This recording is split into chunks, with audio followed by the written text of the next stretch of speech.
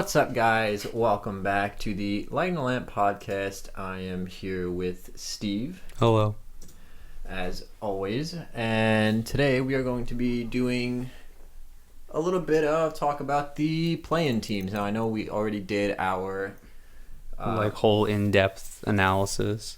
Yeah, we already did as far as the... series predictions are concerned. That was already done. But we want to talk a little bit more about each of the teams, just kind of go over what we think about the teams and maybe, what does this actually even mean, because this is such an unprecedented occurrence in the NHL. So we're going to start off with something actually a little bit of NHL news recently. I know that I put out a mini pod about this the other day, but the Seattle expansion team, who will be starting their play in 2021-2022, announced their name recently. The newest team in the NHL, the Seattle Kraken. What did you think about the name, the logo, the jersey? Give me your thoughts on everything. Well, I mean, the logo is kind of plain, right? But I like the colors a lot is really the thing. Like, the colors are just so good. The logo, it's like an homage. Like, I'm sure you said all this in your mini pod, the homage to the Metropolitans and the snake-like tentacle-looking part of it, because it's the Kraken. It's some sort of mythical octopus monster. But I don't know. Those jerseys, though, fire. They're really nice, aren't they? The way that they used, the two-tone blues to recreate the tones of the ocean and simulate the color of the ocean. Oh my God, so good. And that red stripe, perfect. Chef's kiss. It's subtle, but it's effective. And the white jersey looks good as well. What do you think? Because I mentioned a lot about the potential of the name and all that to lend itself to building a fan culture. The fans can call their home arena maybe the Barge or the Shipwreck or something like that, right? The name gives a lot of leeway with the fans to be creative.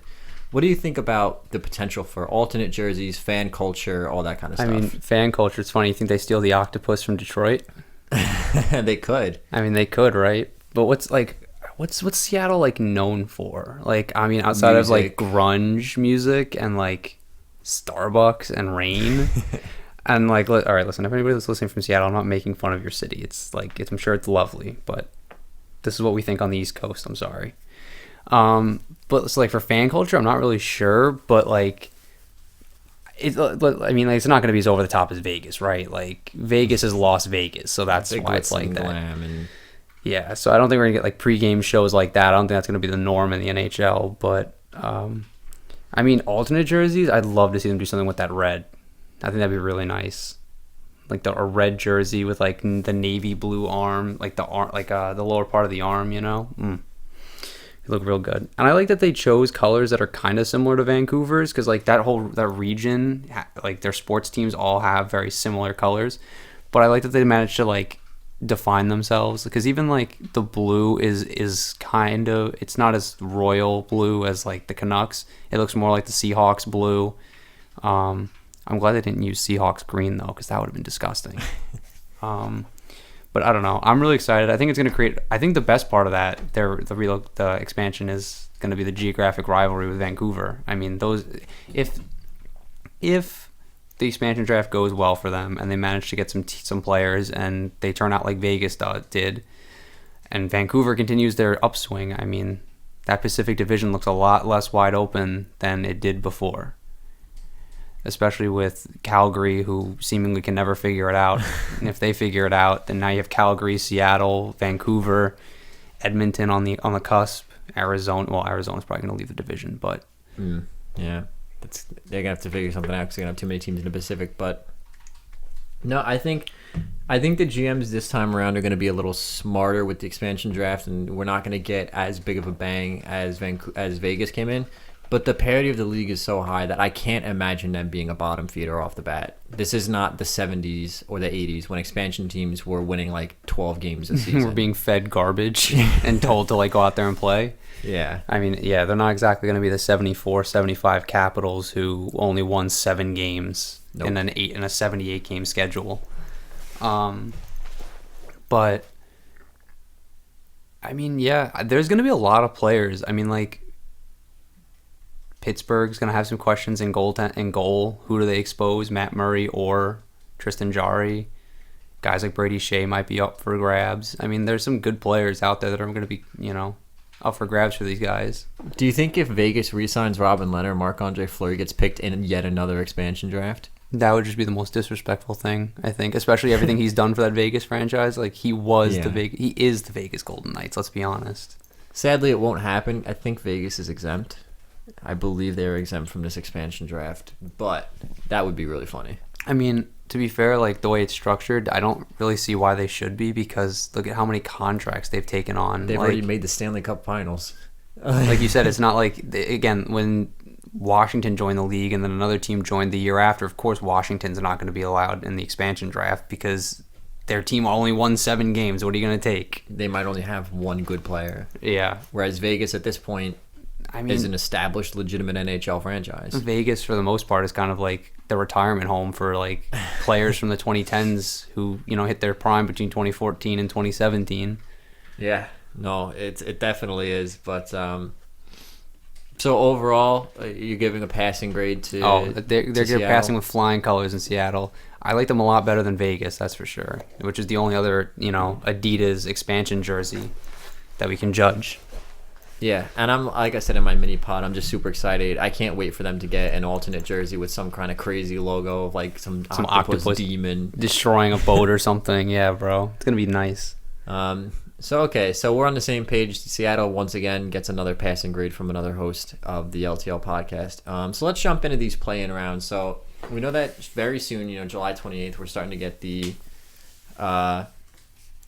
games, and we're gonna get our exhibition games out of the way soon, and then the round robin games and the play-in rounds are gonna start soon after. So out of all the teams that are in the play-in round, so that's not counting the 4 teams from the West are Dallas, Colorado, St. Louis.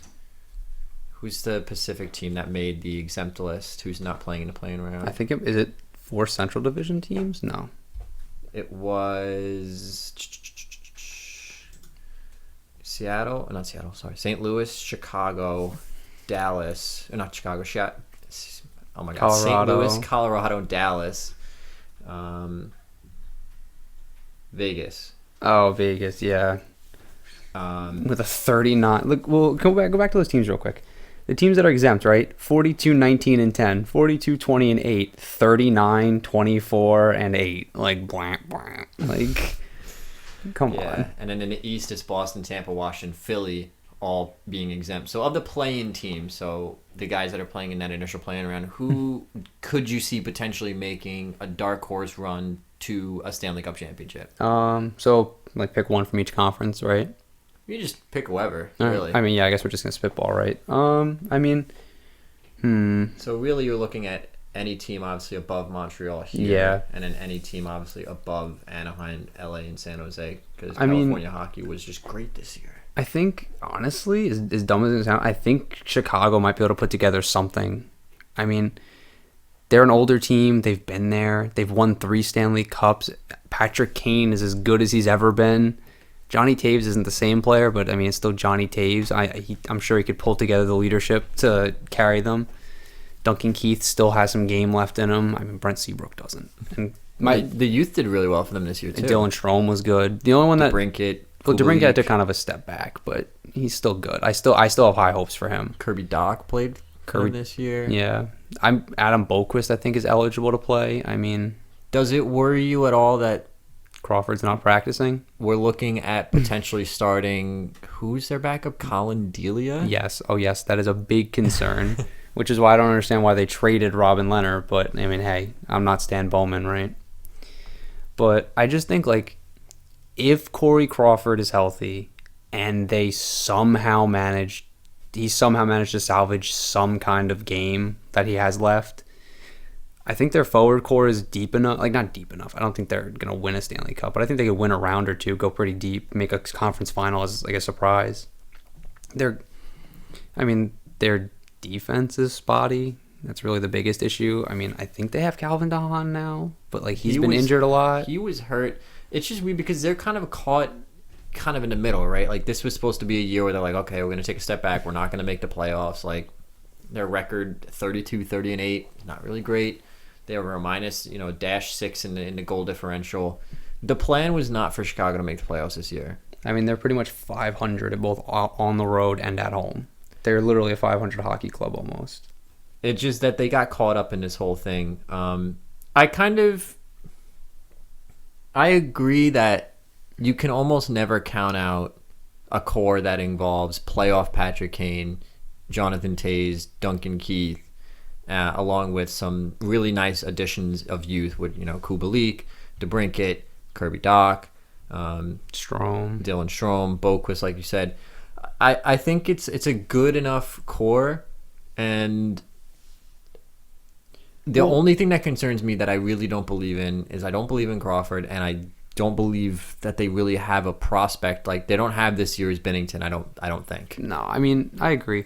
I see the biggest thing is, like, looking at the way this can shake out for them is I really think they could get some pretty favorable draws. I mean, they've already drawn Edmonton, and I think they're going to beat Edmonton. Like, Edmonton has a lot of the same issues that Chicago does, but Chicago's got, I think, more weapons than Edmonton does. Edmonton's got the best weapons in Leon Draisaitl and Connor McDavid, but like we just listed off 6 Blackhawks that we all think are going to contribute to this run. Yeah. So I'm like, who are we going to contribute out of Edmonton, right? Like Draisaitl, McDavid, Clefbaum, Yamamoto. Maybe you can get some stuff out of Yamamoto, Nuge. I think. But then it's the same question though. It's like, oh God, who do they start? Is it Mikko Koskinen or Mike Smith?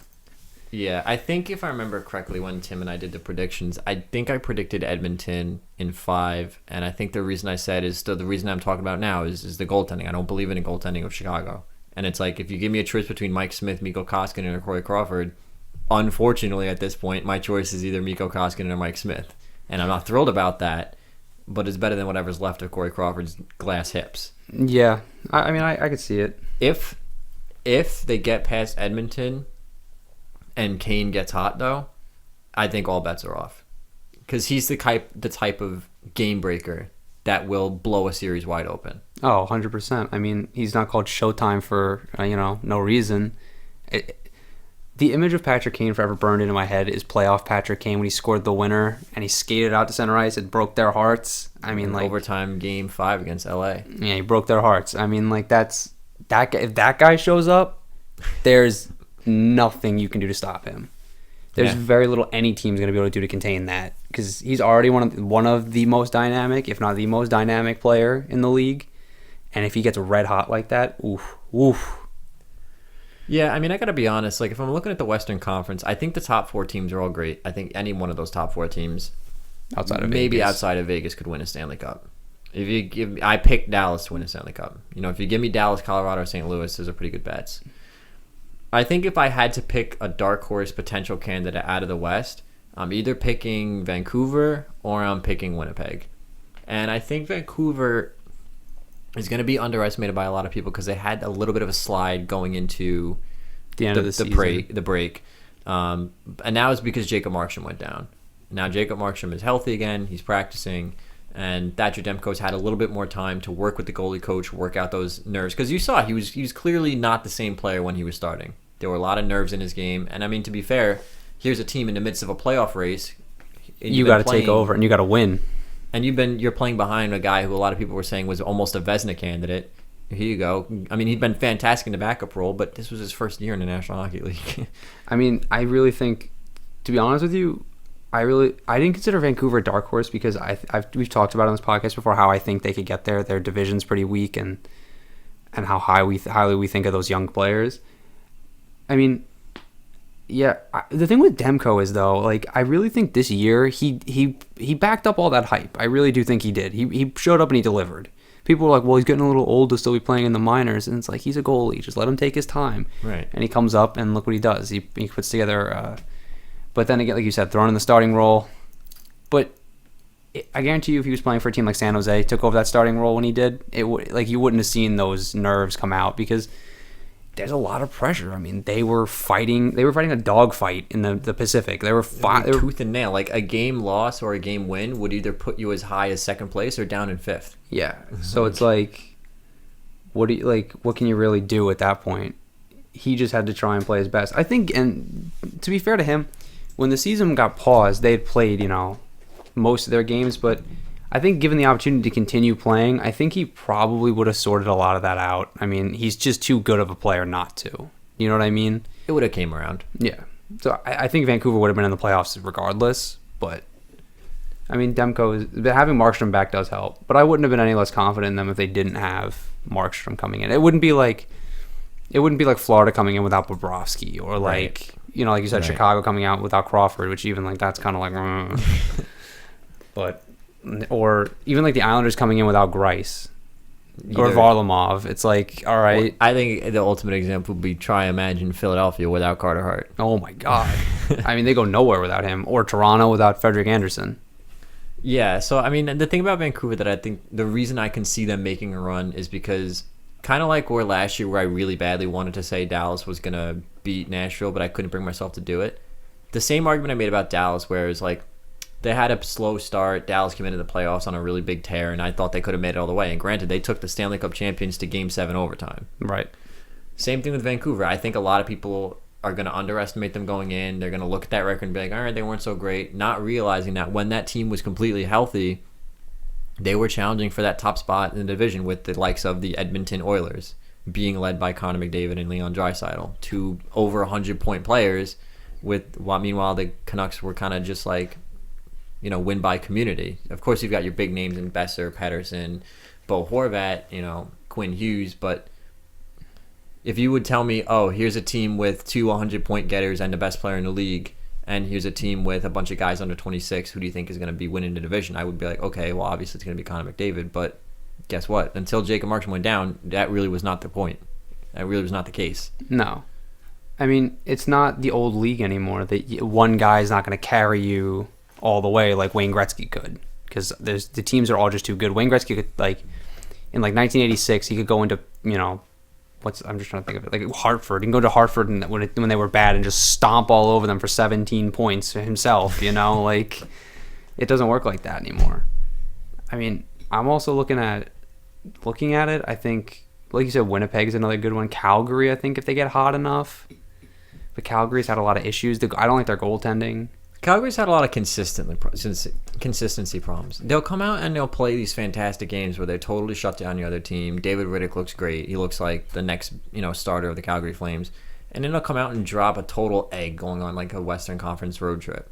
And the best part is they would drop those eggs against teams like Vancouver and Edmonton, like games they needed. Yeah. And it's not like very particularly hopeful for me to look at that and be like, well, if they're getting beat up on by teams that in their division that they really realistically should be beating.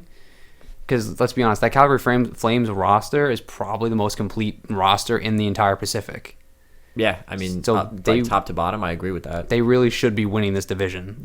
For some reason, they just can't put it together. I mean, they had the coaching issues earlier. Well, that was last year. But, was that last year? No, that was this year. That was this year, right, with Bill Peters? It seems like so long ago, right? But I know, that was this year. Yeah, they had the issues with Bill Peters. And, I mean, but when, like you said, though, when they found their stride, they were hard to play against because they're big and they're tough. But Johnny Gaudreau is not the guy. He doesn't seem to be the player he was.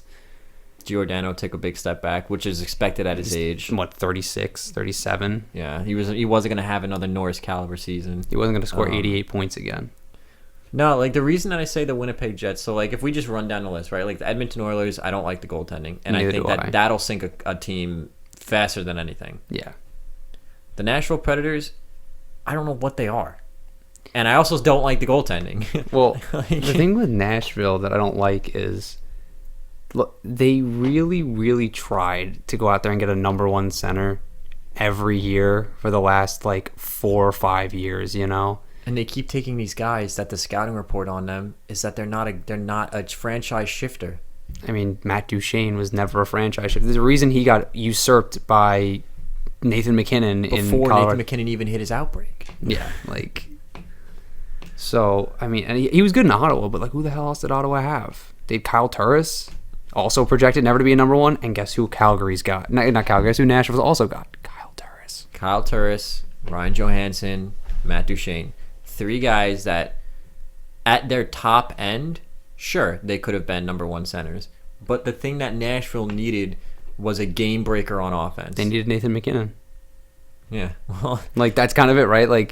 In the sweepstakes, just in the Matt Duchene, Nathan McKinnon like analogy, like they got Matt Duchene and they really needed Nathan McKinnon. Well, because the strength of that roster always came from the back end, and there's nothing wrong with that, but they needed a spark because guys like Austin Watson, Victor Arvidsson, they weren't getting it done. You know, they brought in Nick Bonino to be a spark plug, sure, but he's only going to get you like 30, 40 points. They needed a game breaker because they needed somebody to score that goal when the offense maybe had an off night. And what did they get? They got three guys, again, Duchene, Johansson, and Turris, who at their top end, sure, they could center your first line, but they're not going to win you games. And first of all, none of them are goal scorers. They're all playmakers. And second of all, they're not going to win you games. They're just not. When I look at a team like Vancouver, I see a couple of game breakers because we know Brock Besser can take over a game. You can never count out that power play with Elias Pettersson. And honestly, Quinn Hughes can shut down the other team's top players. Quinn Hughes might be the most, like in that situation, might be the biggest game breaker because the way I've seen him play, he can take games over from the back end. He controls the whole pace and flow of that hockey game. And, I mean, that's hard to stop. Who does Nashville have? I mean, they have Roman Josi. Roman Josi can control a game. He's a quarterback, but on offense, they don't have that. And your game breaker can't be your number one defenseman. Right. Like Roman Josi can't be the guy you're counting on to go out there and score a goal, and realistically, he only scores like 15 goals a year. Right. Like Quinn Hughes being your game breaker is fine because you also have Elias Pettersson, Brock Besser, Bo Horvat. Take your pick. You have three elite top-end forwards. I mean, and you have Tyler Toffoli who can come up with big goals when you need them. Like, when your Roman Josi's game is off, who are you calling to score the big goals? Mattias Ekholm, like Duchene's other defensemen. A playmaker. Johansson's a playmaker. Turris is a playmaker. Victor Arvidsson never followed up on that almost 40-goal season he had. Where's the goals coming from? It's just they're not. And when UC Saros and Pekka Rinne had the type of years they had, who they're both way better goalies than their numbers show, but at the bottom line, end of the day, they weren't playing like it. I mean, even if you want to ignore stats and say that use the old eye test, they didn't pass the eye test either. No. So I'm not counting on Nashville. I'm not counting on Edmonton because even though Connor McDavid is great, I'm not counting on either of those goalies. Calgary, I could see happening if they put it together. They need that consistency. Do I even want to talk about the Minnesota Wild at this point? I mean, let me ask you this. Does a deep run in the playoffs mean anything to this Minnesota Wild team if it doesn't end in the Stanley Cup? No. Because realistically, all it's going to do is reinforce the idea to management that they can be in a win-now mode instead of fully committing to that rebuild. It's actually probably worse for them. Like, if they win a Stanley Cup, I think that's vindication. And I think, honestly, if you win a Stanley Cup in the Parise Suter era, I think it makes it worth it. I think if you win a Stanley Cup at all, period, I think it makes anything worth it. Right. That takes away so much pain. That'll take away the next 5 years of those awful contracts. But it does. If they go all the way to Stanley Cup Finals, I don't care if they go to Stanley Cup Finals Game 7 overtime and lose. It doesn't make a difference to this roster. You didn't win a Stanley Cup. Like a deep run to a team like Arizona, right? Like, I think Arizona has a little bit of a shot. The problem with Arizona, again, is kind of the consistency issue. It's also kind of like they have big names that aren't really doing much. Like Taylor Halls came over and he's been okay for them. Phil Kessel had kind of a bad year. Derek Stepan took a step back. They have a lot of guys that I think if everyone's performing at their peak levels, that's a deadly roster. It just kind of seems like the coach isn't really getting that out of them right now. Yeah, but I don't know if it's so much the coach either because I think they have a great coach in Rick Tocchet, but I see what you're saying. Like the Taylor Hall, for all the hype, I think I fell victim to all the Taylor Hall hype again because I really thought he was going to go to Arizona and that was going to blow that division wide open. They were going to win it, take it away because in my opinion, that roster, again, them and Calgary are the two most complete rosters in that whole division.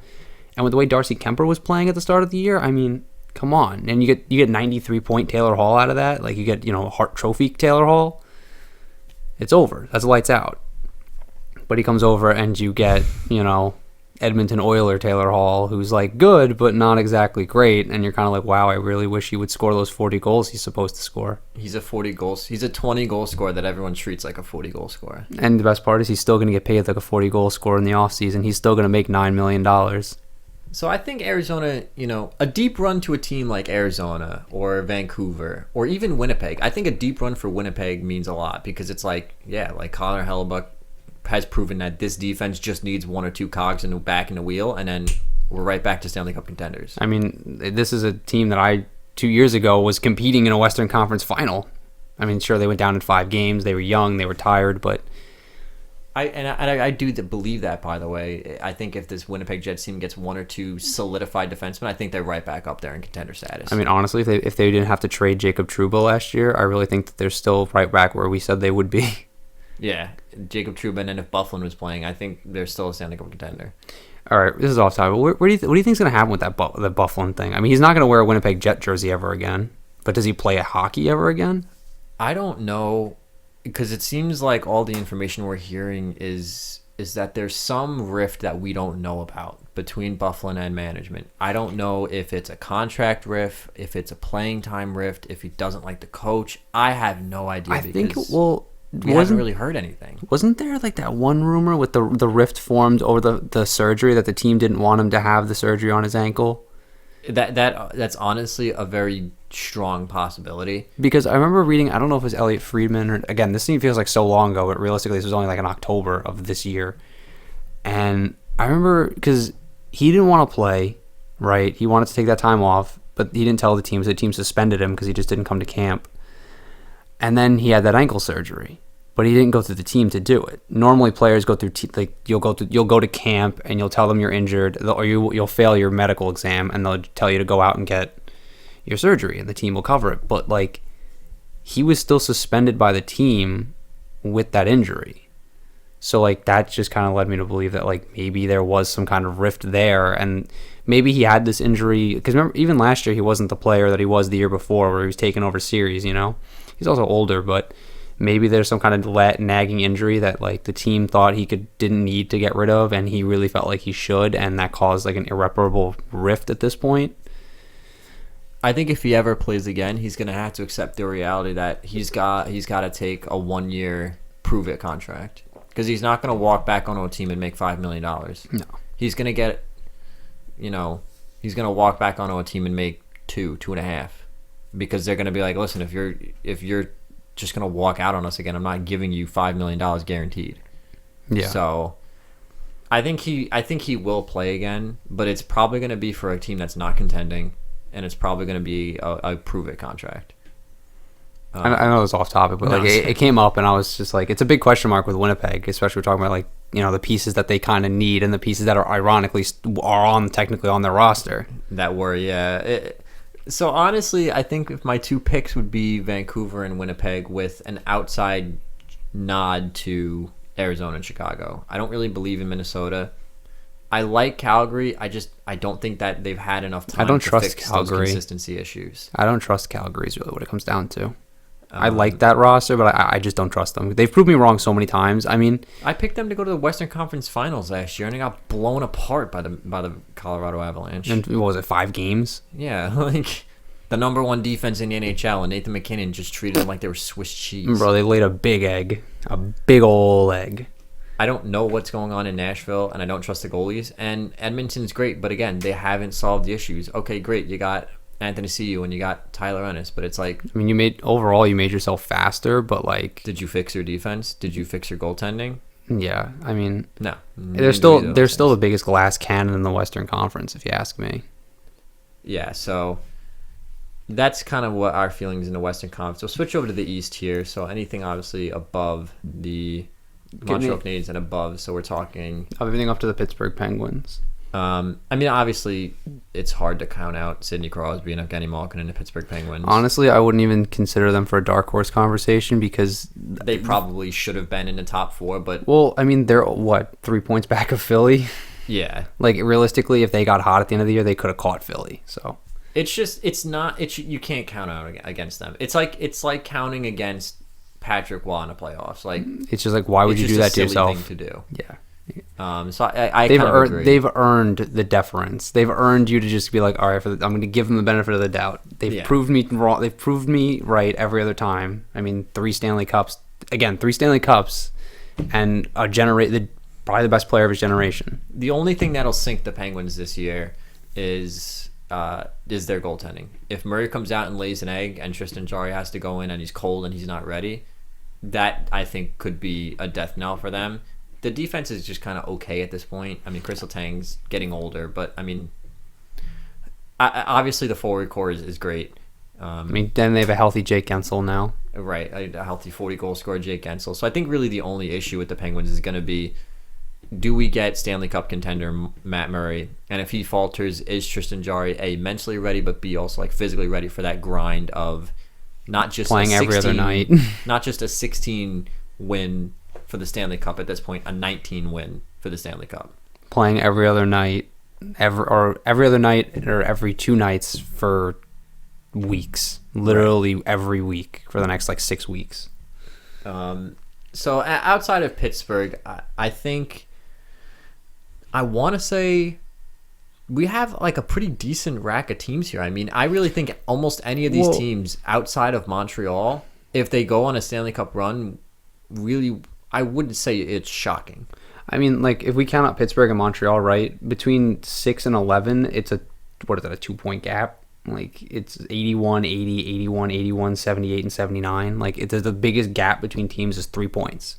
Like these teams were like, they were locked in again in a dogfight. Like this was a fight for those wild card spots. So a lot of these teams honestly got saved by the bell, kind of like. Yeah, and I mean, so if we just go down the list, so my primary issue with Carolina is I don't really like the goaltending that much. I know Peter Mrazek has done good things for them in the past, but let's be honest here. Against the Islanders last year in that 4-game series, he didn't look good. He got bailed out by Curtis McElhinney. Curtis McElhinney played absolutely out of his mind for those 4 games. Granted, it was against a very low-scoring New York Islanders team, but Curtis McElhinney played great. He doesn't have that security blanket anymore. He's got James Reimer. And James Reimer, for all intents and purposes, pretty decent goalie. But he's he's not going to give you Curtis McElhinney level of backup goaltending. No, he's not. He's definitely not. He's a solid backup, but he's not what I would consider an elite backup, which is what guys like McElhinney, Halak, Khudobin, those guys even I like consider, Grice to a lesser extent, like an elite backup. Elite backups. Like he's just a backup, and that's fine. But can you really rely on? And that's the thing with Peter Mrazek is they seem like they're so hesitant to make that upgrading goal. Like they've invested in him, and I understand that. But is he a Stanley Cup winning goalie? I don't think so. I mean, look at it this way. Detroit gave up on him, and Detroit had, like, their options were Jimmy Howard, Peter Mrazek, and a bag of pucks. And they picked Jimmy Howard and the bag of pucks over Peter Mrazek. Like, and I think that says a lot, because that Detroit team really wasn't looking to contend. So they felt he wasn't good enough to even get them there. Blocks, yeah. And I mean, Grant, like, the other issue with him is his health. He's always hurt. I mean, it's not even like he gets hurt doing like normal things. Like he got hurt this year at the end of the year because he tried to play a puck that he had no business playing. He got ran over. Like, what? Like, what? I mean, I think the defense in Carolina is great. I think the offense in Carolina is even better now with Vincent Trocheck. They lost a little bit of depth, granted, but that's solid. The solidified the top 6 with Vinny Trocheck is fantastic. It's really, to me, honestly, if you gave me a choice of just going down the list, Peter Mrazek, Matt Murray, okay, we'll say Varlamov for Grice, Freddie Anderson, a healthy Yunus Korpisalo, Sergei Bobrovsky, or Georgiev Shesterkin, I'm picking any of those guys before I pick Matt Murray or Peter Mrazek. And that to me is the Achilles heel of this hockey team. Well, it's kind of ironic with like how good a lot of the goaltending is on the rest of these teams, and like Carolina's, for all intents and purposes, Carolina's one of the better teams of this batch. Like they finished higher, but like they don't. If they're a complete team in every sense except goaltending. If Carolina had, like even Thomas Grice would really be an upgrade over Mrazek. He would make them. He wouldn't make any spectacular saves. He wouldn't really steal you games, but I mean. I'll put it to you this way. He's not the reason they would win a Stanley Cup, but he's not the reason they would lose a Stanley Cup. Peter Mrazek's 100% could be the reason they lose a Stanley Cup. I mean, not even just the way he plays. If he goes down with an injury, he'd kneecap the whole thing. Like James Reimer into the net, who, again, nothing against James Reimer, but is he going to win you a Stanley Cup? I mean, like, it would just kneecap the whole thing. Like, say the Islanders lose Varlamov, you throw in Grice, all right, you got yourself a shot. Good, yeah, you got yourself a shot. Toronto loses Freddie Anderson. They put in Jack Campbell. Yeah. And Jack Campbell's not bad. I mean, Jack Campbell's not going to win you a Stanley Cup probably, but he's definitely not going to lose you one. I'd say he's probably honestly at this point on par with Peter Mrazek. Yeah, as like an actual goaltender, I would agree. So like your whole point, like I really don't that is the one pressing need that they've had. Mrazek's contract came up last year, and instead of letting him walk or signing him to be a 1A, 1B with a guy like, I don't know, maybe Robin Lehner. I was going to say Robin Lehner. A was on the market last year, and B was apparently on the trade market this year. And C is probably going to be on the market again this year. But they've already invested. I mean, Peter Mrazek's got another year on that contract, and James Reimer's got another year, I think. So what do? You try to trade James Reimer for peanuts, and then sign a guy like that? But then you have to worry about, because now they have the Aho contract on the books, and that's what, $9.5 million a year, something like that. Yeah, and with whatever the performance bonuses are. And there are other goalies that you could have conceivably have tried to drag out of certain places. I mean, let's be honest here. It would take an arm and a leg, but you could probably try to drag somebody like John Gibson out of Anaheim. At this point, he's 26. The team is on a rebuild. They would have had the pieces on defense to trade. I mean, they could have. You wouldn't want to, but you could have traded away a guy like Brett Pesce to get him. And I mean, they have a lot of prospects and they have a lot of firepower up front they don't need. And then they go and make the trade with Vinny Trocheck, which I think is a decent trade because it solidifies and rounds out that top six.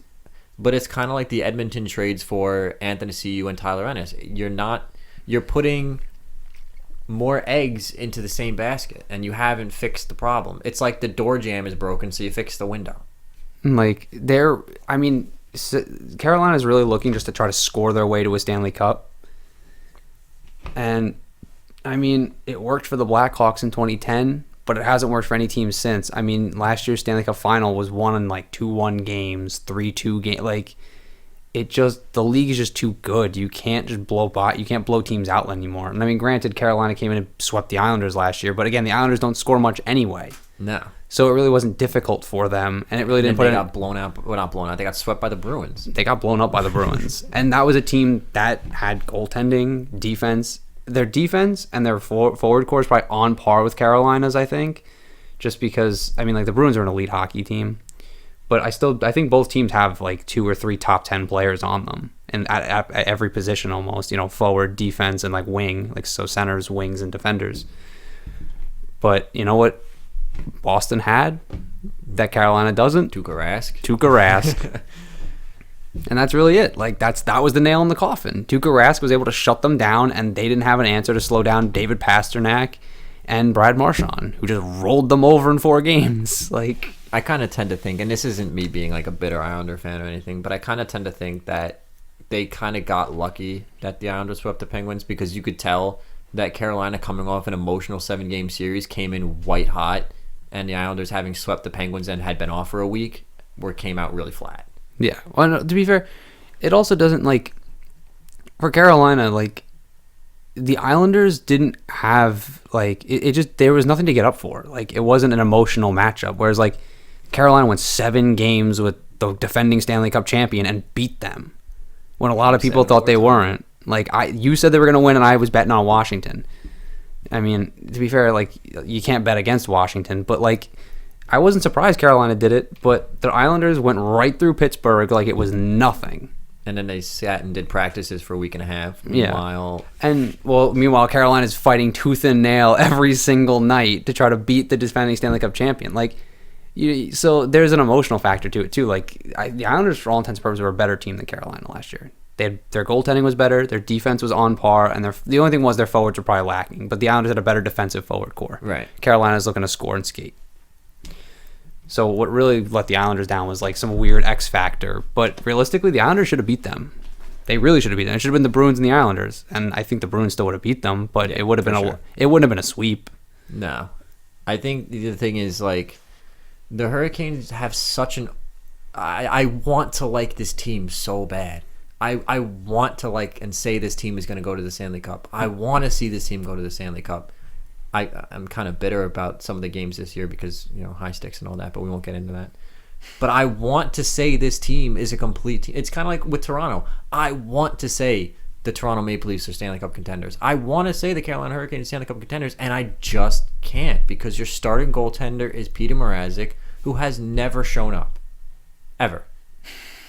I mean, he played pretty good against Washington, but let's not pretend that Washington didn't shoot themselves in the foot a couple times. To be fair, like Washington, I think for the, like 3 or 4 games of that series, they were looking way past Carolina. They were looking like conference final. They're like, we're going for a repeat, and Carolina showed up and scared them, and then they had to play. And at that point, it was a do or die 3-game series, and Carolina managed to win 2 out of 3, and that's really all they needed to do. It came down to a deflection off a shot to the front of the net in overtime. Yeah, and that's all it was, you know. And for all intents and purposes, it was kind of lucky that they managed to do it. Like, it was a bounce, but they did it.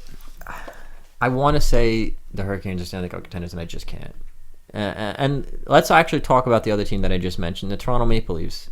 Where are we as far as they're concerned still? Are we still in the same mode that we were when the season was going on, where it's like, gee willikers, Batman, they're a really good regular season team, but in the playoffs, I don't see this team going anywhere.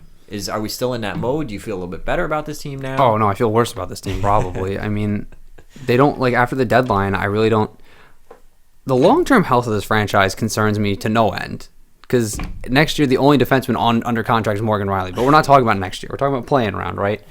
And they're matched up against Columbus, and I just don't see them, like, Columbus, they don't have the defense. Their defense isn't up to par with Columbus's. Their forward core is, I mean, leagues better, and their goaltending is probably like leagues better too. You have Freddie Anderson, top 5 goalie in the league, but defense wins championships, and that defense is leaky, like leaky.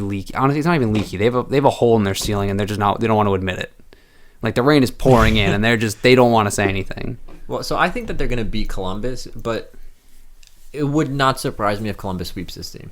I just think Columbus's defense might be able to, like, they're not going to totally lock them up. They're not going to stop Austin Matthews. You can't stop Austin Matthews and Mitch Marner, but if they hold them in check, I mean, look what that same defense did to the best offense in the league last year. I mean, they also had the best goalie in the league at the time, but this is very true. And then now they have Eunice Korpisalo, but I still really like Eunice Korpisalo, so I mean, I'm not going to count. Honestly, I'm not going to count him against anybody who's I consider an average or a slightly above average goaltender playing behind that defense. It's good, and their bottom 6 forward group defends. It's good. So sorry, go ahead. I was just going to say, so like, really, what it comes down to is if they can manage to slow down Austin Matthews and Mitch Marner, and Toronto's leaky defense can't manage to slow down Pierre-Luc Dubois and Cam Atkinson, it's kind of it could be over. Like, it really could be. So let's say, for argument's sake, that the Maple Leafs get past the Columbus Blue Jackets. Mm-hmm. Let's run down the top 4 teams. Do you see them beating Boston? Absolutely not. Do you see them beating Tampa Bay? Oh, no. Tampa Bay is what Toronto should be. Tampa Bay is a fast team, but they also have their mix of grit and grime. A team that also has like a defensive core. Like, they didn't invest. Hedman. They didn't invest $15 million in 3 forwards. I mean, they did, but they didn't. I don't know. I mean, they have Steven Stamkos, Kucherov, and Braden Point. But they also have a James Norris caliber defenseman for his defense. Morgan Riley might be a Norris caliber defenseman for his offense, but he's not winning it because of his defense. No, I mean, he's not a bad defender by any stretch, but it's like Erik Karlsson. Like, you're not like Erik Karlsson didn't win 2 Norris trophies because he was a lights out defender. He won it because he's scoring 89 points a year. Do you see them getting past Washington? The only way I could see them beating Washington is Washington's goaltending is kind of shaky. Sketchy. Braden Holtby wasn't good this year, but it's Braden Holtby's one of the best money goalies in the league. I mean, like, chips are down on the table. I'll take him every time. So I'm not going to bet against them. So no, I don't see them beating Washington. Do you see them beating Philadelphia? No. Philly's defense is so smothering, and Carter Hart is just Carter Hart. Like, I agree. I think Boston, they would lose again. I think they would lose again in Tampa, and I think they would lose against Philadelphia. And I feel strongly about saying those 3. I can see them beating Washington because, like you said, Holtby's kind of been questionable, and the Capitals, for all intents and purposes, are the Toronto Maple Leafs, an offense-driven hockey club. I mean, John Carlson's a good defender, but again, he's not winning the Norris this year for his defense. No, he's winning the Norris because he was on pace to score over 100 points at one point this season. And he's a good defenseman. Oh, yeah. But he's not a Victor Hedman. And guess what? The rest of their defense, they don't have a Victor Hedman there either. So, I mean, I just want to make a point real quick. I used to watch a lot of the NHL Network, and they used to talk about John Carlson, right? And as soon as John Carlson had his breakout year, he was like the talk of the show, right? And Mike Rupp and all like the analysts sit there and be like, he's such a good defender. Look at all these little things he's doing. And it's like, but like he's not doing any of these little things at an elite level. Like he's not doing the thing. Like sure, he's making a lot of really solid defensive plays, but what does Victor Hedman do? He makes those little solid defensive plays at a very, very high level, you know? Every single night. Yeah, and every single play is a good play out of Victor Hedman, pretty much. John Carlson served up some absolute pizzas. Like he's not an absolute He's not like the most. He's sturdy, but he's not the sturdiest, you know? And some people might start saying it's unfair to compare anybody to Victor Hedman because he's such a unique defenseman. But I don't even think John Carlson defends as well as a guy like Jacob Slavin, or even defends as well as a guy like Quinn Hughes. I think John Carlson is reliable, but if you're going to say, hey, John Carlson, go shut down Austin Matthews, I think Austin Matthews is probably going to get the better of him most nights. I mean... So I think Boston, Tampa Bay, and Philly are losses for the Maple Leafs. I'll say it's a coin flip for Washington depending on which Braden Holtby shows up. But that's still 3 out of 4 teams you're losing to, and then you get a 50-50 shot on one of the other ones. I don't feel very good about that. No. If I was Kyle Dubas, I wouldn't feel good about it either. Obviously, we just talked at length about Columbus. Florida, I think, can really kind of be summed up by which Bobrovsky shows up. I think it'd be summed up with why did they trade Vinny Trocheck? Seriously, I guess they wanted the depth. But like that top 6 was so solid with him. I mean, it was your number 1 center was Alexander Barkov, and your second center was Vinny Trocheck, who's for my money probably the best, or one of the best second line centers in all of hockey. And then you have him flanked by guys like Huberdeau, Dadonov, Mike Hoffman. Yeah. I guess maybe they felt like they were relying on them too much. But like they didn't really get anything in return. You got a couple of nice third or fourth liners, but it was questionable to me too. Maybe there was some contract, like maybe they knew like this guy's not. I guess they might have freed up the money to try to be able to move some money around for Hoffman and Dadonov, who both have contracts up.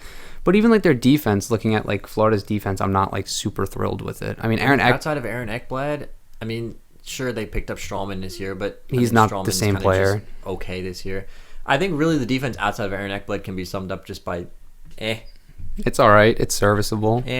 No, I'm not really with Braden excited. And with Vezina caliber Sergei Bobrovsky playing behind them, I'd feel a lot better. But like you said, am I going to get 2019 Sergei Bobrovsky?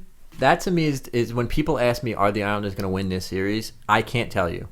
If Sergei Bobrovsky shows up to play, we're out in 3 games because we do not have the offense to get past 2018, 2019 Sergei Bobrovsky. I mean, to be honest, the Tampa Bay Lightning didn't have the offense to get past 2018, 2019 Sergei Bobrovsky. Right.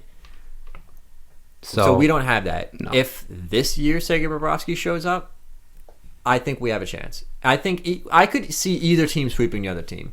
Because if Bobrovsky plays like he did this year, I can see us getting enough goals. And then, the defense, Adam Pelech's going to be healthy. And the team was leagues better with him in the lineup than we were without. With him in the lineup, we were one of the best teams in the league. Without him in the lineup, we were mediocre at best. And you were a 500 hockey club. So with Adam Pelech coming back and really rounding out the defense, the addition of Andy Green, who's a nice shot-blocking veteran defenseman, I could easily see the Islanders sweep them. I could easily see us being swept. For me, the Panthers comes down to what are we getting out of Sergei Bobrovsky? I think at the very least it's going 5 games. I don't think either team's really got the firepower or whatever. Because I honestly think it's a really good matchup.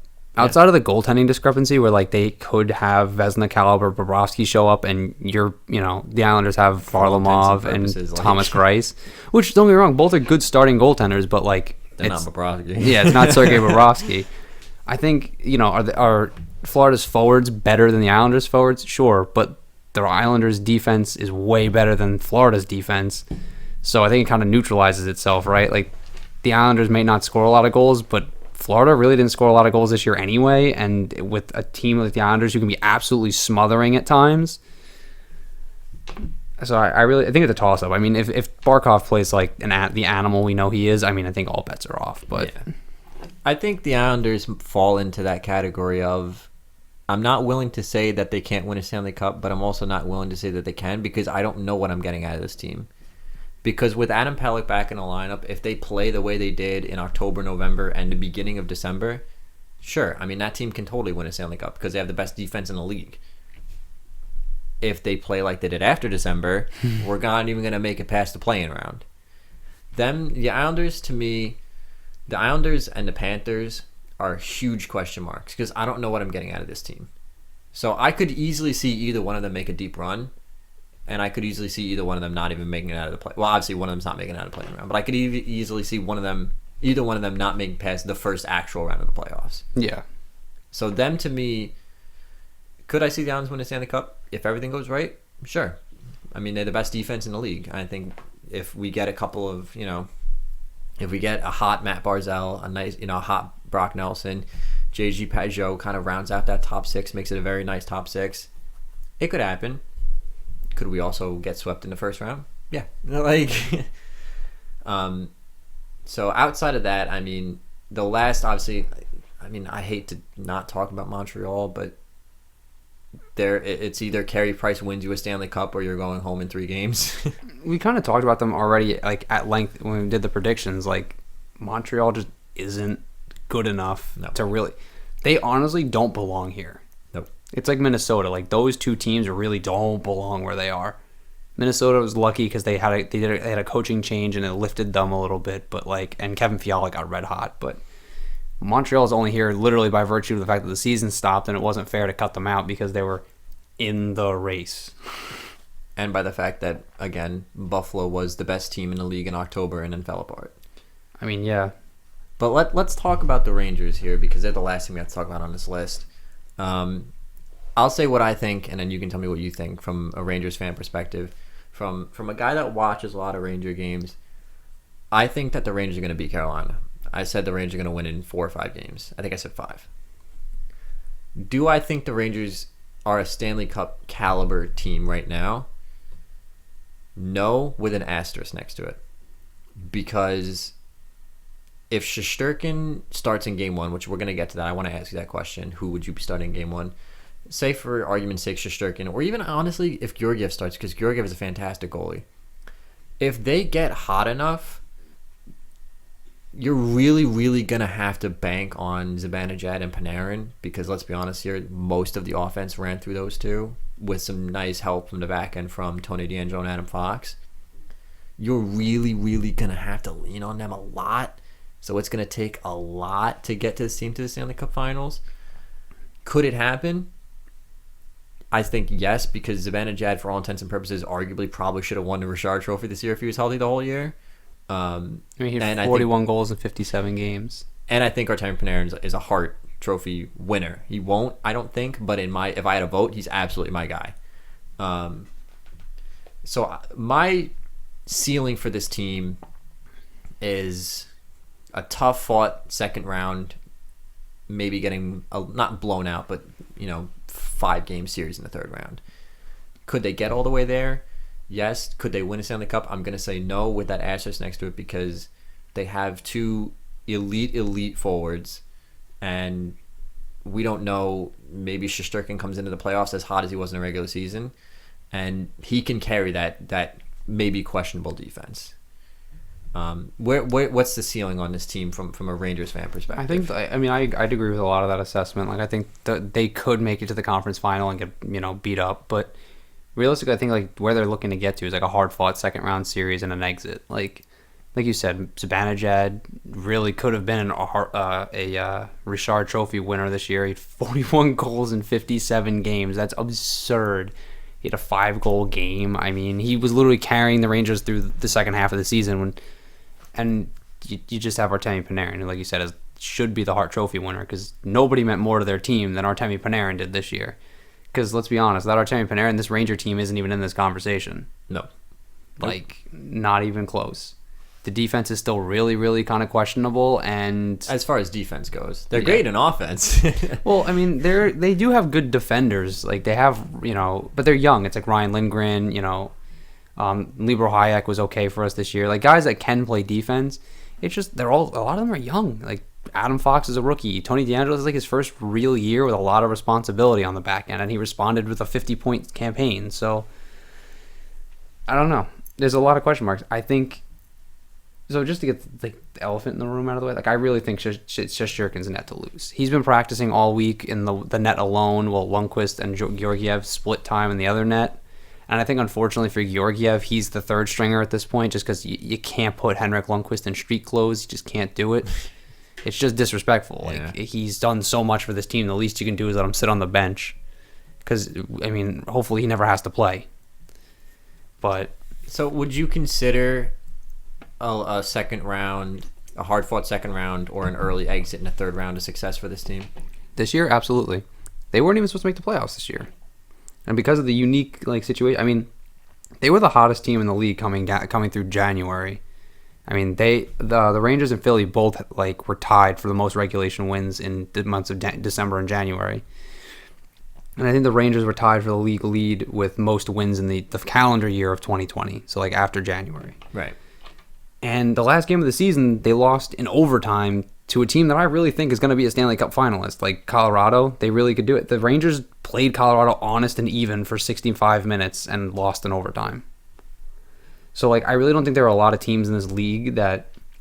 Because let's be honest, the Rangers forward group is solid. It's very good. I mean, Artemi Panarin, Mika Zibanejad, Ryan Strome had a good year. Pavel Buchnevich looks like he took a step. Chris Kreider was finally looking like he was going to be the guy that we thought he was going to be. It's a little top heavy, but it's one of the better top sixes in the league. Yeah, and I think it'll round out. I mean, the bottom six just has a lot of young guys. I mean, even Capo Caco's on this roster. We're not even talking about Capo Caco, the second overall pick. Right.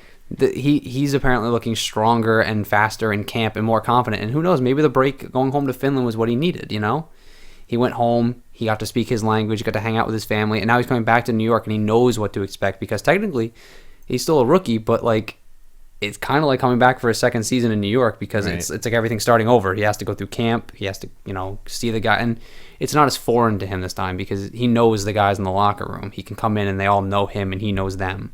So maybe the nerves will be out of it. I mean, I don't know if he's going to be ready to adjust to the intensity of, because these play-on rounds are essentially the playoffs. So yeah, the intensity is going to be kicked up 10 notches from where it was when it stopped. And right.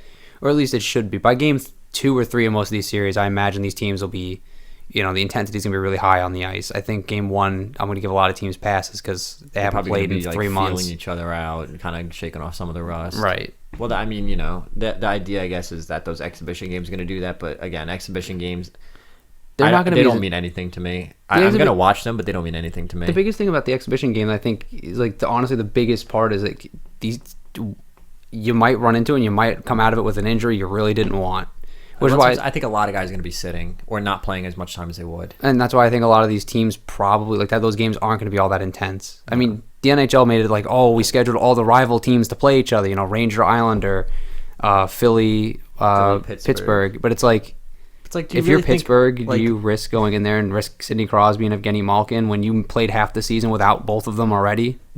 The Malkin, the Crosby, Gensel, Zucker line is probably going to be playing third line minutes. You have to. You have to. You just can't risk it, because they haven't played a game in how long that you don't want to risk them aggravating an injury they had prior, or maybe they're a little tight in the legs or something like that. You don't want to risk an injury. I'm going to watch it, and it's going to be awesome to watch hockey, but it doesn't mean anything to me. The Islanders can go out and get blown out 8-0 by the Rangers, which is probably what's going to happen, and that doesn't mean anything to me.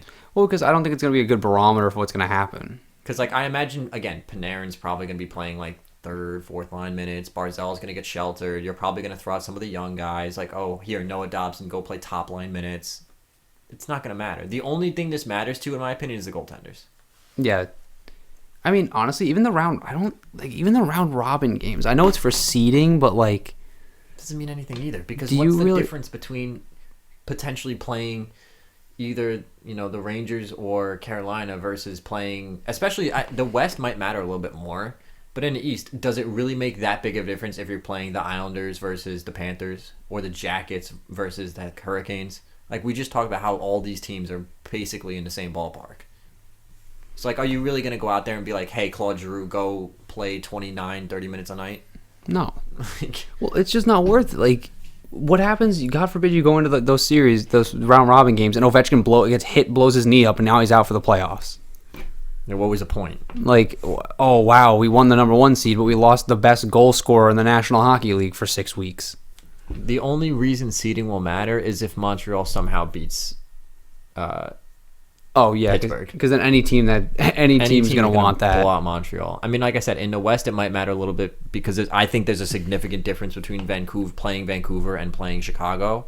But is there really a big enough difference between playing Columbus versus playing the Rangers to warrant risking a guy's health?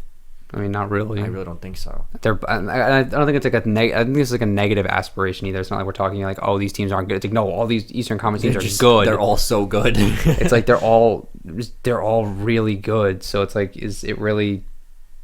Again, like, are you really looking at teams being like, oh, this matchup's going to be great? I feel like if you're a team in the top 4 looking at any of these matchups coming up, like these teams coming out, you're like, oh, these are all going to be tough, man. Like like you said, the only team that I'm looking at, like, oh, please Montreal, please beat Pittsburgh somehow. The only difference is going to be, are you playing a defensive team like the Islanders or the Hurricanes, or are you playing, or like the Islanders or the Jackets, or are you playing an offensive team like the Toronto Maple Leafs or the Rangers? I really think that's the only major change in your game plan. Are we playing a defensive team or an offensive team? And I think to those top 4 teams, that's not really going to matter because those top 4 teams do both of those things all really well. So right. So. Yeah, I mean, I think I'm definitely in the minority because every Ranger fan I've ever asked said Shesterkin should start. And to be fair, specifically because of the caveat that if you lose in the play-in round, you get a shot at the first overall pick. I think you throw Shesterkin in net because the Rangers management and coaching staff probably is not expecting a Stanley Cup this year. They shouldn't be. Right. So I think for all intents and purposes, you throw Shesterkin in net, give him some playoff experience. If you lose in the first round, oh well, now you get a shot at the first overall pick. And now you can get Alex Lafreniere to play with Capo Caco. I'm with you. I feel really bad because honestly, to me, I think Georgiev has put in the time and earned the right to be the number 1. But because it's so obvious to everyone that Shesterkin is the long-term implication in net, I mean, in my opinion, within 2 to 3 years, Georgiev's not even going to be on his Rangers team because he's just too good to be a backup. And once Shesterkin really solidifies himself and starts playing 60 to 65 games, how can you tell Georgiev he's only playing 20 games a year? Yeah. But I think because of that little caveat, because there's that opportunity for his first overall pick, why not? Give him some playoff experience. If you lose to the Hurricanes, oh well, you weren't even supposed to be here, and you might get the first overall pick. Do you have any final thoughts on any of these teams? No, I think that's really it. Like, so let me ask you before we sign off, has your Stanley Cup matchup changed at all? Because even given all the information that we've gotten, I'm still saying my matchup is, I think I said Dallas, Tampa Bay, with Dallas winning, and I'm willing to stick by that at this point. Are you gonna shift your opinion at all? Or? I'm pretty sure I picked Tampa to win it over St. Louis, so I really wouldn't. I mean, nothing really affected those teams in this break, and if anything, it just made them better because now they're healthy and they're rested. Because Tampa Bay played a lot of really tough games coming down the stretch because they were out of the playoff spot in like October, November, so they really had to catch up. And I mean, catch up. They were better than the Bruins through most of November, December, January. So, okay, I was talking to a Bruins fan at the rink we play at. But like, I was talking about how the Bruins haven't been too good, right? And he goes, "Oh, we just went, 8-0-2 in our last 10." And I'm like, "Yeah, but you went like 1-4-6 in your last, 11 before that." So, I don't know. There are holes in that roster. The Bruins are not this unbeatable team people think they are. I think Tampa Bay is like as good as people think they are, and I think Philly's probably as good as people think they are, but. I think in my opinion, the Boston Bruins are a top 3 team in the NHL, but it's not to the point where it's like they're the 2008 Detroit Red Wings or like the 85 Oilers. Like, right, they're not this unbeatable super team. Right. So I think really realistically speaking, the Bruins have to be afraid of the Flyers. I think they have to be afraid of the Pittsburgh Penguins. They have to be afraid of the Lightning. They have to be afraid of the Lightning. They have to be afraid of. I'll argue for argument's sake. I think they have to be afraid of either New York team. You can't just go into a series expecting to win at this point. Given the teams that are in this, like I said, outside of the Montreal Canadiens, and I hate to pick on the Montreal Canadiens because they don't need to be picked on at this point. Everybody knows. You can't expect to win any of these series. Now, do I think that a team like the Islanders would win? No. If you had to ask me a 7-game series between the Bruins and the Islanders, I'm saying Bruins in the 6. Maybe even 5. But you can't say, oh, it's as clear-cut as the Bruins playing the Canadiens. Or it's as clear-cut as the Colorado Avalanche playing the Chicago Blackhawks. You know, like, this Eastern Conference is dense. Yeah. I think the only, like I said, I think in the West, like, if you're Dallas, you're not particularly afraid of Minnesota. There are teams you can look at and be like, we're not afraid of them. No. I mean, they're like, even like looking at teams like Edmonton, like if you're Dallas and you see Edmonton, you don't have to be afraid of Edmonton. Like your league's better than Edmonton. You're, deeper than Edmonton. Your defense is way better. You have better goaltending. But like you said, like Boston, like I'd be afraid of running into a Toronto, like even Toronto, which isn't like the best of the Eastern Conference at this point, where like which they should be because they have they have $15 million locked up in like 4 players, but like it wouldn't be easy to get past the Maple Leafs. I mean, on any given night, if you really start to pick apart, any given night, Austin Matthews, Mitch Marner, John Tavares, William Nylander, Morgan Riley could go off and win that 7th game instead of losing this time. You can never count Austin Matthews out of a game. No, you just can't. He is like honestly one of the ultimate game breakers. Like, so whereas like the Bruins have Pasternak, the Maple Leafs have like 2. They have Tavares and him who will find a way to put the puck in the net. But I guess back to the original point is like, yeah, the East is just. It's a toss-up. Honestly, I can see any of these teams going pretty far, and I wouldn't be surprised if a lot of these teams didn't go far. But like if they did, I also wouldn't be surprised. It's weird. You're kind of just like in this weird gray area with the Eastern Conference. Where you're kind of like, honestly, whatever, man. Whatever's gonna happen is gonna happen. I'm not making any predictions because I can't. I think there's a clear tier list of teams in the West. There's clearly your Avalanche, Blues, Stars, and then there's your secondary teams, your Flames, your Jets, your Canucks, and then there's the teams you don't even got to think about. Whereas in the East, it's like, I think there's teams like, I would say the Bruins and the Lightning are a cut above. I would say the Flyers and the Penguins and the Capitals are not below them by much, but like I wouldn't put them that much. I wouldn't put them in the same. It's kind of like they're sitting in the front row of the classroom, and those teams are in the second row, but their desks are touching. Yeah. Like, they're not really that far back. And then you have, basically, like we said, team 6 through 11, who really are completely interchangeable.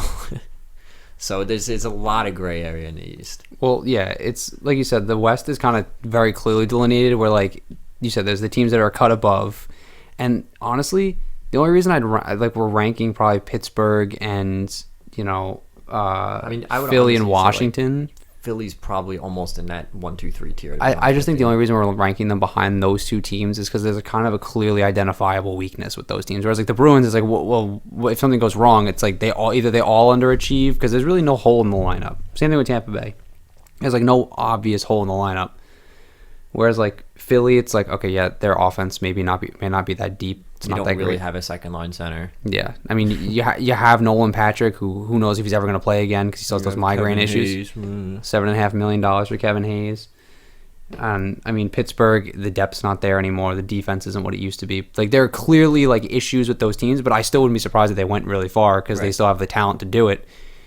So whereas like the West, it's like there are only 3 teams that I have no issue with at all, and like that's it. Whereas the East, it's like just just mashed together. It just doesn't matter because, like you said, even like the difference between 11 and 4 really isn't that different. Like the point total is whatever, but like as far as the caliber of teams, I'm not going to argue that like Philly is leagues better than the Rangers, and that's not just because I'm a Ranger fan. It's just like even from watching the games, Philly really doesn't have something that the Rangers don't.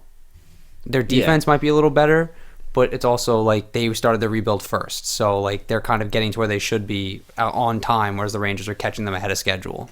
Yeah. Like I think Philly's a better team, but it's not like, oh, the Philadelphia Flyers don't have to worry about the New York Rangers. It's like the Rangers could catch them on an off day and beat them and win a series. Like So overall, I'm really excited for everything. I hope all the players stay safe. I hope everything goes off without a hitch. I mean, so far so good. So let's hopefully keep it that way. Right.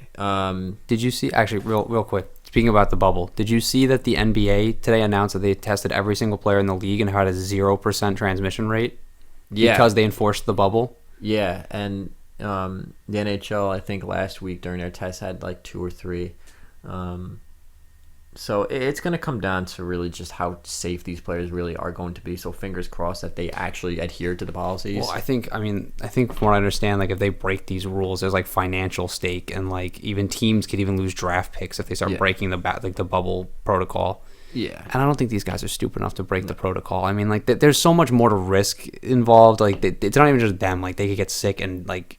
They have families they have to go back home to. They have teammates who have families. Like they have teammates who have issues that would complicate this even more. So I mean, I just think, and also there's just a lot of money at stake. Yeah. Like that's kind of really what it comes down to, right? Like these teams aren't going to let these guys fuck it up. No. When there's essentially billions of dollars of us invested in this. Because if this starts up and fails, it'd be worse than if they didn't come back at all. No, absolutely. And that's why I'm remaining cautiously optimistic about everything.